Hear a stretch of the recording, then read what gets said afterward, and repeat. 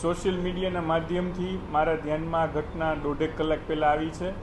મેં તુરંત જ એમના કન્સર્ન અધિકારીને રૂબરૂ બોલાવ્યા હતા.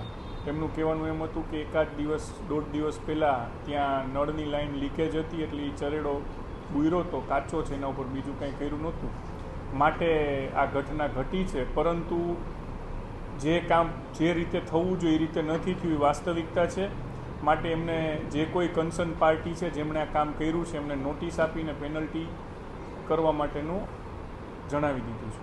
જ્યાં નજર સામે આવે છે બધા જ ચકાસણી કરવાના હોય જ છે. આ દેશનો કોઈ વિષય જ નથી. આ તો એક રૂટીન પોતપોતાની ફરજની વાત છે. અને તેમ છતાં પ્રી મોન્સૂનની કામગીરી માટે ઘણા બધા પગલાં લઈ રહ્યા છીએ. કારણ કે હું વ્યક્તિગત એવું માનું છું કે ક્યાં પાણી ભરાય છે એ આપણને ખ્યાલ જ છે. કોઈ નવી જગ્યા સર્જન નથી થતી કે આ જગ્યાએ પાણી ભરાય. દરેક સિટીના જે પાણી એકત્રીકરણના પોઈન્ટ્સ છે એ બધાને ખ્યાલમાં જ છે. એટલે એ બધા જ પોઈન્ટ્સની ઉપર વ્યવસ્થિત આ વખતે વરસાદ ચાલુ હોય ત્યારે 2-2 માણસો 3-3 માણસોને ડ્યુટી મૂકવાના છીએ. અને ટૂંક સમયમાં આપને એનું લિસ્ટ પણ મળી જશે કે કઈ કઈ જગ્યાએ કોર્પોરેશનની પાસે જે ડેટા છે એમાં પાણી ભરાય છે, અને એના ઉપર ચાલુ વરસાદે માણસોને મૂકવામાં આવશે.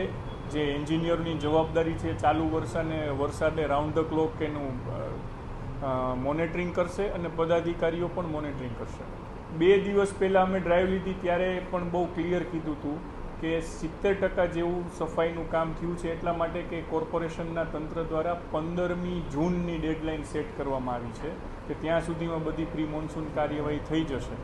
પરંતુ આ વખતે તો હવે શક્ય નથી, પણ આવતા વર્ષથી 20મી મેની ડેડલાઇન સેટ કરવાનો આદેશ પણ આપી દીધો છે.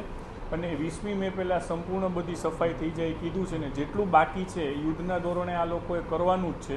તમારા ધ્યાનમાં પણ જે વસ્તુ આવે અમારા ધ્યાન ઉપર મૂકજો, એટલે એ પણ થશે.